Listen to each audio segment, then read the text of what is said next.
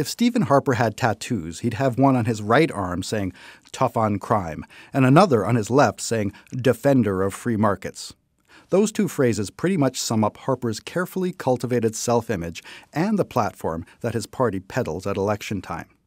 So you can imagine my surprise when the Harper Conservatives backed away from a promise to get tough on criminal employers who use the temporary foreign worker program to access cheap and exploitable workers. We all remember the initial tough talk. Last year, there was a public outcry against the way some employers were using the program to displace Canadians and exploit foreign workers. Our Prime Minister promised to fix things. He was going to crack down. He promised to ban employers from using the temporary foreign worker program if those employers had been convicted of murder, assault, sexual assault, or human trafficking. Saying that murderers and human traffickers shouldn't have access to vulnerable and exploitable workers wasn't exactly rocket science, but it sounded good, and it sounded tough.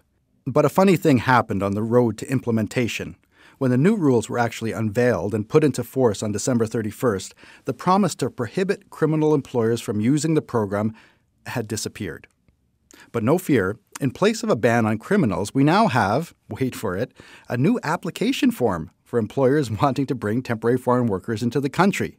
Don't laugh. It's a tough form. Employers now have to put a check mark next to a box certifying that they will, and I quote, "make reasonable efforts to provide a workplace that is free of abuse, including physical, sexual, psychological, and financial abuse." Yep.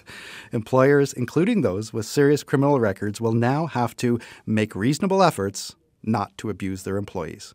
You can't make this stuff up.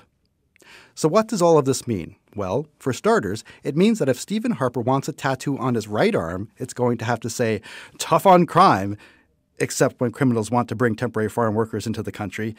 And if he wants a tattoo on his left arm, it's going to have to say, "Defender of free markets," except when my government wants to intervene in the labor market to help employers keep wages low.